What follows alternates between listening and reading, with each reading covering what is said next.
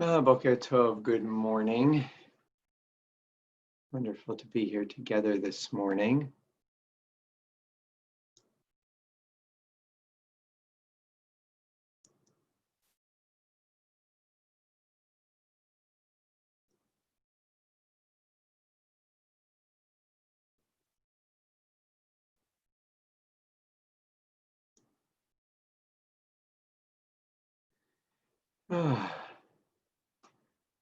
Boker Tov, Boker Tov, and good morning. It is a wonderful time to be here together to share this really special day.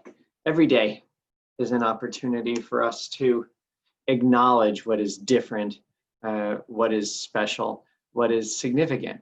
And today, as we prepare for Shabbat Chazon, for the Shabbat that comes before Tisha B'Av, a time that should give us a very meaningful and significant perspective, we pause for a moment just to really experience a sense of gratitude for all that our people has come through in the past, for the way in which today, even as we live in challenging times, we can be aware of what incredible, great challenges our people has overcome and look positively ahead to helping one another overcome additional challenges that may in fact come our way.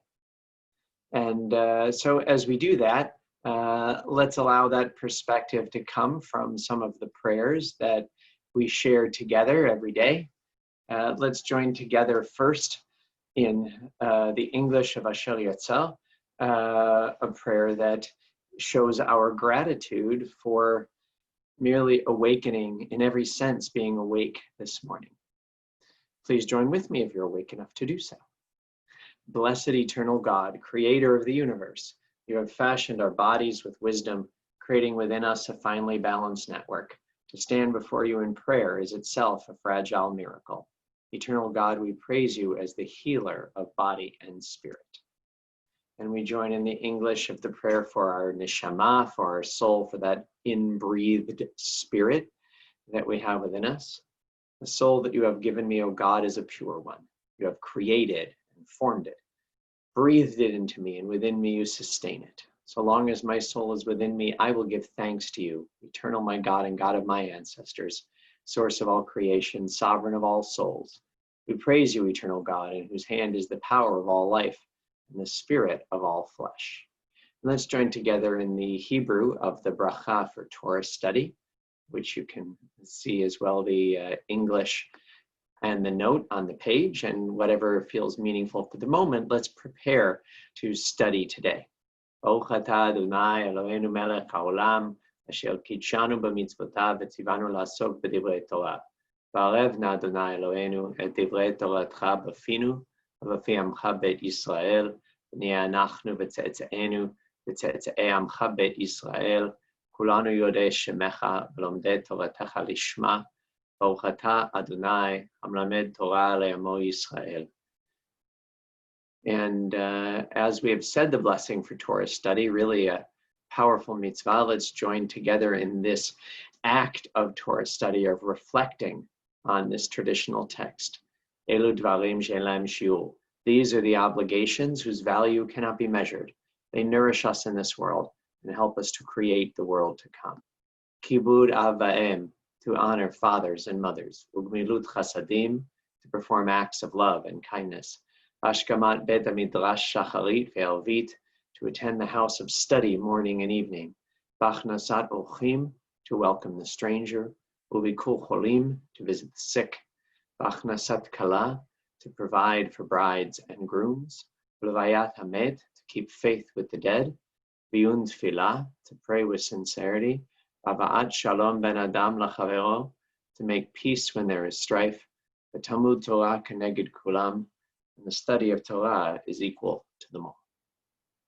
Well, this being Shabbat Chazon, we'll join together in a psalm this morning that acknowledges the challenging times in which we live and this challenging transit each summer, these narrow places. So let's join together in the modern version of Baruch She'amar that you'll find on the right side of the screen. Baruch she'amar v'haya ha'olam. Blessed is the one who speaks that we might listen. Blessed is the one who acts that we might be witnesses. Baruch hu u'baruch shemo.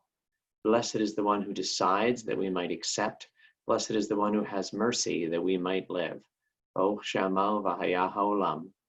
Blessed is the one who removes the darkness that we might see. Blessed is the one who lives forever that we might believe. Blessed is the one who saves and delivers that we might be redeemed.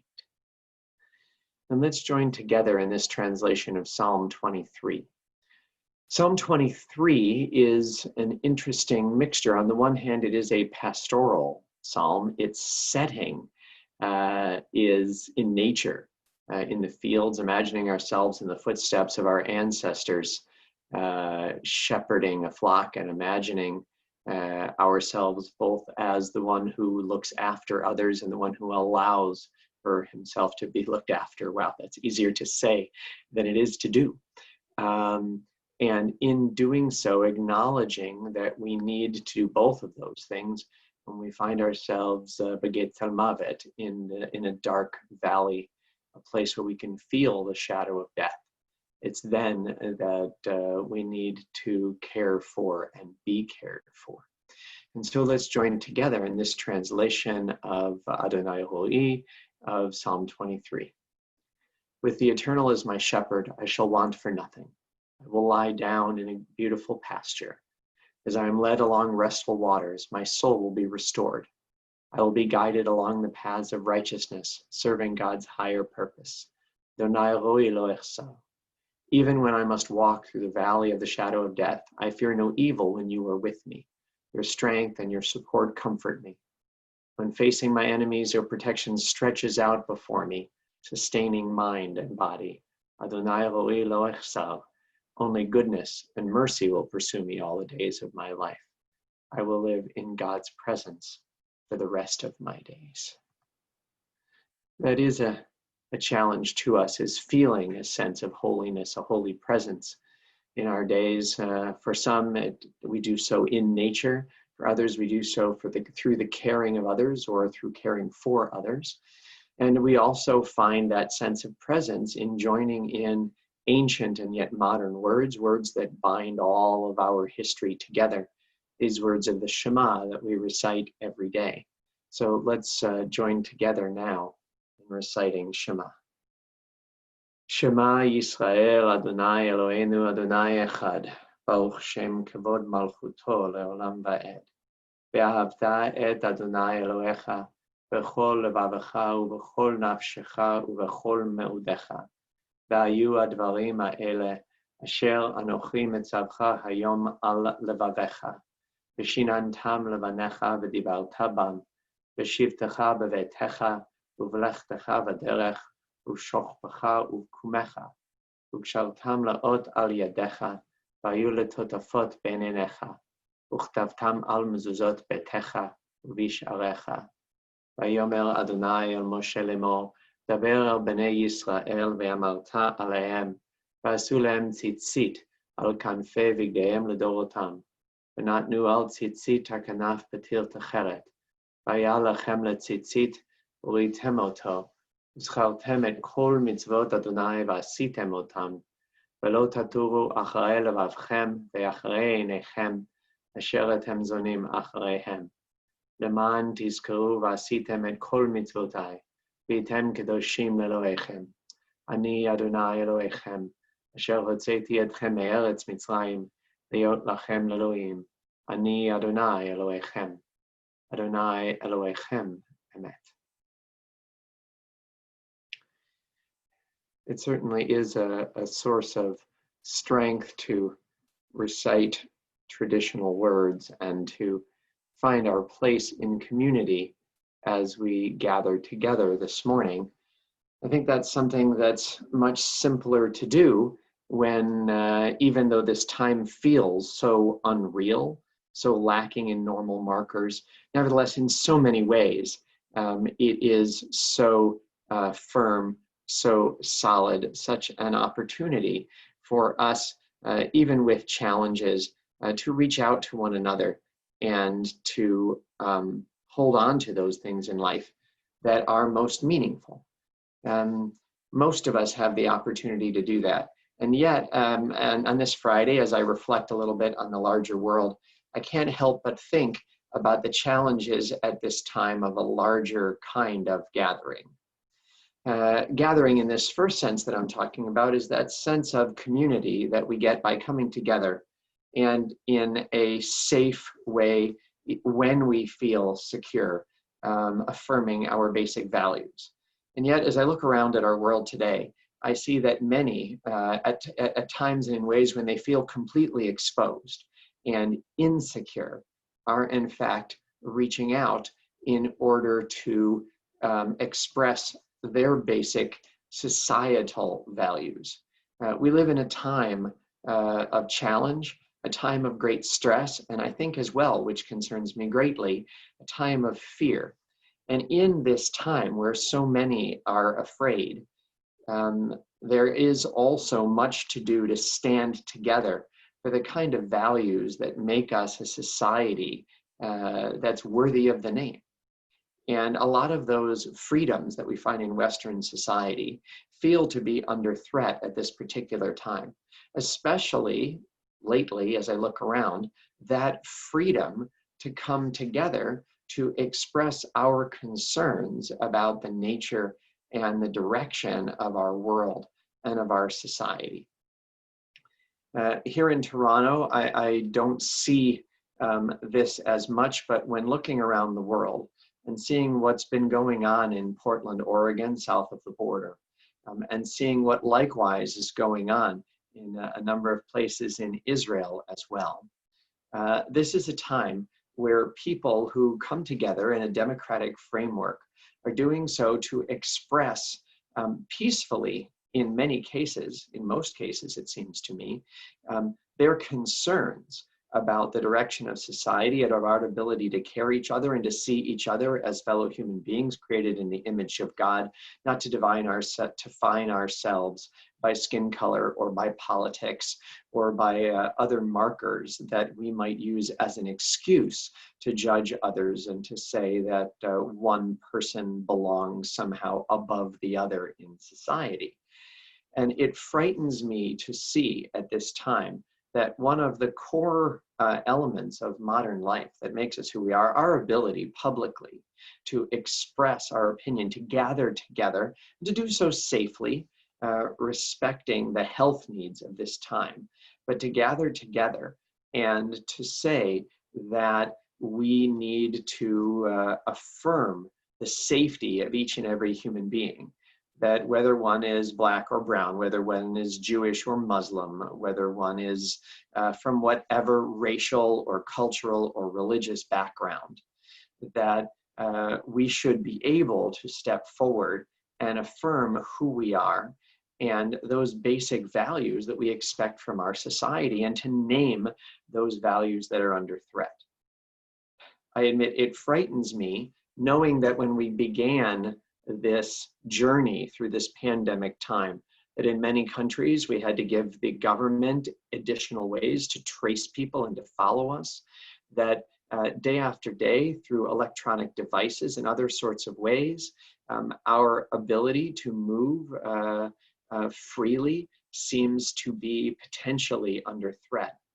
And it worries me that governments, that otherwise democratic governments, might feel that they have the opportunity not to silence people's opinions, not because they're expressing them in a dangerous way, but because the governors don't like the opinions of the governed. It strikes me that there is, at the very least, and I don't have firsthand knowledge of these situations, I only experience them through news reports, which I know are not completely objective, just like you do. And yet, it causes me enormous concern to look around and to see that it seems to be more and more, even in democratic societies, at the whim of those who are in office, whether or not we can safely gather, whether we can express ourselves in a way that gains attention, that is and it, of course, needs to be nonviolent. I'm quite frightened, not by the protesting, although of course in any kind of time where there is turmoil like there is now, there are those who take advantage of that turmoil merely for the purpose of doing violence. But I believe that there's very little of that actually going on in our world right now, that the majority of what seems to be taking place is that we live in a time of fear. That people have a reason to be feared, to be afraid that they won't be treated fairly and with respect because of the color of their skin or because of some particular sub-community in which they exist. And we need, at a time like this, to be able to express those basic values and not to see that others can use the tools of government in order to suppress opinions they do not like. I see this happening. I read an article this week that upset me greatly. It was just shared on a regular website, but it talked about just how peaceful things were at the wall this week with the coming of the first day of the month of Av, because the women of the wall couldn't gather because of the pandemic restrictions. I was pained and saddened to read about this. I know there are multiple perspectives, and yet Women of the Wall is a group of Jewish women and their supporters who peacefully, prayerfully express their desire to express themselves and be received as equals in the Jewish world, to have their place in Jewish society and Jewish life affirmed. And to see that during this time, rather than having fear turn into a sense of awe and awareness that at this time we have to be extra careful about allowing those who express themselves peacefully to do so and to be heard, that instead there is this great temptation to use this time to stifle opinions that scare us, to push down evolutionary impulses that may seem threatening to those who are historically privileged or in power. And so I hope with Tisha B'Av coming, that as this day comes that reminds us of the incredibly powerful challenges that our people have faced, of the disasters that have befallen us, and of the awareness that according to tradition, what resulted in the destruction of the temple was sinat chinam, was a hatred of others without base, without cause. That as we go into this week and into this time, we can push away the desire for hatred, that we can push away fear of that which is new to us or different for us, and instead that we can seek a sense of awareness, a sense of awe, at the same time grounded in our personal and communal values. I pray that as we head into this week that has so many difficult memories for the Jewish people, that we can focus on being safe and secure and healthy. And in the context of doing so, that we can listen to the voices that are difficult to hear, and that we can allow ourselves not to merely respect those with whom we disagree, but to lovingly respect those with whom we disagree. To create a world where different voices and different aspects of our society can hear one another, and to have the courage that it takes to push away sinat chinam, baseless hatred, and to practice ahavat chinam, to truly find a way to love those with whom we share our world, and which doesn't mean affirming their opinions. It means affirming each another's basic humanity and right to be and to express those opinions, feelings, societal values that are meaningful to us. It's a challenge in every age, but it seems to me living in this time where there is so much stress and fear, it's an even greater challenge in our time. Today, as we're aware of these challenges and of the nature of our world, we start, of course, as I mentioned, with what is basic, that each of us needs to be healthy, to be strong, and to have the kind of support we need, and to show gratitude for those who give us support. So in that spirit, we turn to these words of refuah. Mishaberach Avotenu Avraham Yitzchak v'Yaakov v'imotenu Sarah Rivka Leah v'Rachel lo yiraped kol makotenu yiratzon milfenech Adonai Eloheinu lachar imam ulraputam yishlach lanu mehera refuah shlema v'teret shalom v'nomar amen. May the one who blessed our ancestors bless and heal all who suffer. May it be the divine will to provide healing and strength. Reveal to us the holiness of life, the wholeness of shalom, and together we say, Amen. Having taken a moment to connect and to reflect, now we remember as we recall the loved ones whom death has recently taken from us, those who died at this season in years past, and those whom we have taken into our hearts with our own. During the period of Shloshim, the past 30 days, we extend our condolences to the families of David Garber, Zena Werb, Robert Filler, Alan Fridson, Rose Rich, Benji Fruitman, Judy Gabai, Helene Frankie Springer. It is our sad duty to announce the death of Rabbi Mark Shapiro, son of our early members Bernie and Pearl Shapiro. A graveside funeral in Toronto is still being arranged. And it is our sad duty to announce the death of Margot Grossbein, sister of our member Valerie Ross. Graveside funeral will take place today at Dawes Road Cemetery. And on your site on this day, the 3rd of Av, the 24th day of the month of July, we remember Sidney Blinick, Blanche Brunswick, Maury Budden, Belle Feldman, Lee Goldcrand, Evelyn Gottlieb, Chaim Grube, Nathan Grossman, William Greif, Irving Koski, Mary Langer, Miriam Langer, Frank Lindover, Leslie Retzen, Ralph Roderman, Henrik Roseneck, Ray Sherman, Edward von Prague, Charles Werb, Morris Weiser. Zichronam Livracha, may their memories be a blessing to us. Our griefs and our sympathies are mingled as we turn together to words sanctified by memory, words glorified by hope.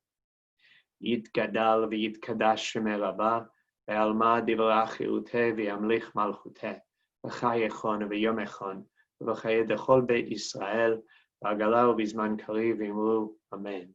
Yeheh shmeh Rabbah mevarach le'alam u'lalmei almaya.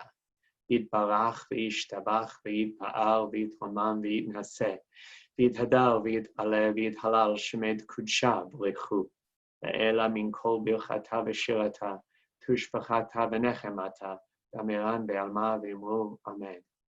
Yeheh shlama rabba min shmaya v'chayim, alenu ve'al kol Yisrael v'imru, Amen. Oseh shalom b'momav, hu yaseh shalom, alenu ve'al kol Yisrael v'imru, Amen. And a source of peace, and peace to all who mourn, and bring comfort and strength to all who remember. And together we say, Amen. I hope that this is a meaningful and powerful Shabbat for each of us. And today we're grateful that contributions have been made to the Kiddush Fund by Michael Werb and Marcia Werb and family, observing Yortzeit for Charles Werb. And a contribution has been made as well to the Minyan Fund by Riva Garber and family, marking the conclusion of Shloshim for David Garber. May their memories be a blessing, and may this Shabbat be a time of reflection, of goodness, and of peace. Boker Tov, have a great day.